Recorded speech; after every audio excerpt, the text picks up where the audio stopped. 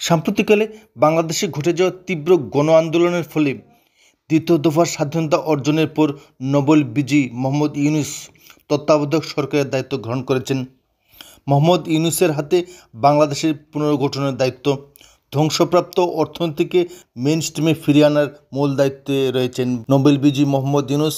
তীব্র গণ আন্দোলন চলাকালীন সময়ে সমগ্র বাংলাদেশে যেভাবে জাতীয় সম্পদ ধ্বংস করা হয়েছে, লুটপাট করা হয়েছে, সংখ্যালঘু হিন্দুদের উপর অমানসিক নির্যাতন করা হয়েছে, সেই সঙ্গে খুন, সন্ত্রাস, ধর্ষণের মতো ঘটনা ঘটেছে, তাতে আন্তর্জাতিক স্তরে কিন্তু বাংলাদেশ আজ কুণ্ঠাসা অবস্থায় রয়েছে।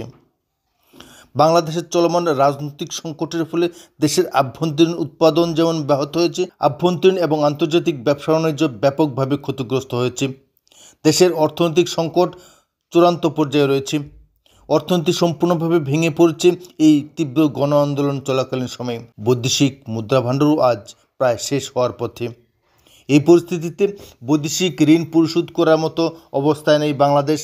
রিজার্ভ ব্যাংকের গভর্নর স্পষ্টভাবে জানিয়েছিলেন যে 4.7 আরব ডলার নেওয়ার পরেও বাংলাদেশের অর্থনৈতিক সংকট কমেনি, বরং প্রতিদিনই এই অর্থনৈতিক সংকট তীব্র আকার নিচ্ছে। ইতিমধ্যে ভারতের আদানি গ্রুপের কাছে বাংলাদেশ প্রায় 80 কোটি ডলার অর্থাৎ 6,711 কোটি টাকা বকেয়া রয়েছে।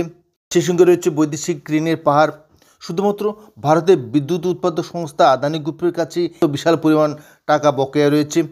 বাংলাদেশ যদি শীঘ্রই এই 80 কোটি ডলার অর্থ ফিরিয়ে দিতে ব্যর্থ হয়, তবে আদানি গ্রুপ, ভারতের এই বিদ্যুৎ উৎপাদনকারী সংস্থা, বাংলাদেশে বিদ্যুৎ সরবরাহ বন্ধ করে দেবে, যার ফলে বাংলাদেশে প্রায় 30% বিদ্যুৎ কম উৎপাদন হবে এবং বাংলাদেশে অন্ধকার নেমে আসবে। ব্যবসা বাণিজ্য, কলকারখানা সম্পূর্ণভাবে বিধ্বস্ত হবে।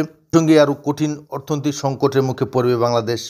এই পরিস্থিতিতে বাংলাদেশ যদি ভারতের সঙ্গে সুসম্পর্ক বজায় রাখতে ব্যর্থ হয়, তবে অর্থনৈতিক সংকট যেমন তীব্র আকার নেবে, তেমনি দুদেশের মধ্যে রাজনৈতিক সংকটও আরও তেজি আকার নিতে পারে। এই পরিস্থিতিতে বাংলাদেশের তত্ত্বাবধায়ক সরকারের প্রধান মোহাম্মদ ইউনূস কীভাবে এই পরিস্থিতি সামাল দেন, সেদিকে তাকিয়ে রয়েছে বাংলাদেশের জনগণ। কিন্তু সংকট ক্রমশই তেজি আকার নিচ্ছে। ইউনূস কি পারবেন দেশের অর্থনীতিকে পুনর্গঠিত করতে, ভারতের সঙ্গে সুসম্পর্ক বজায় রাখতে? সে সঙ্গে শুধুমাত্র বিদ্যুৎ খাতে যে বিশাল বকেয়া, সেই দানা যদি অতি শীঘ্রই মিটিয়ে দিতে ব্যর্থ হয়, তবে বাংলাদেশের সামনে কঠিন অন্ধকার অপেক্ষা করছে।